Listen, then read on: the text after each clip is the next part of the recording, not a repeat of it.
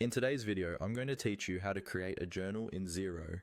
We'll walk through this from start to finish, so even if you're new to Xero or to journals in general, just follow along and pause whenever you need to.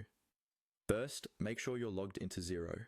For this walkthrough, we'll be using the demo company, which is a safe practice environment that doesn't affect your real data. From your Xero dashboard, open the demo company if you're not already in it. This gives you a realistic setup where you can try things out without worrying about making mistakes in your live organization. Once you're on the demo company homepage, look towards the top of the screen for the main menu. Click on the accounting tab. This is where Xero groups together most of the tools related to your accounts, like reports, bank accounts, and journals. When the accounting menu opens, you should see an option called Manual Journals. Go ahead and click on Manual Journals. You'll now be taken to the Manual Journals screen. This is where you can see any existing journals and also create new ones.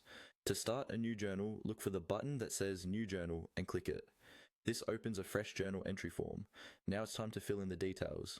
At the top, you'll usually see fields for the journal date and a brief narration or description.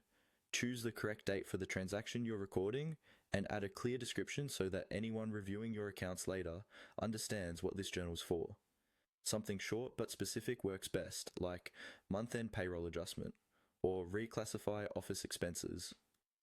Next, move down to the lines of the journal. For each line, you'll select an account from your chart of accounts, then enter either a debit or a credit amount. Remember, the total debits must equal the total credits for the journal to be valid. Take your time here to make sure you're using the right accounts and that the amounts are correct. If needed, you can add multiple lines to break down the transaction. You may also have options to assign tracking categories or tax rates depending on your setup. Fill these in if they're relevant to your journal. Once you've checked that everything is correct, scroll to the bottom of the page. When you're ready to finalize it, click on Post. This will save the journal and apply it to your accounts in Xero. And that's it.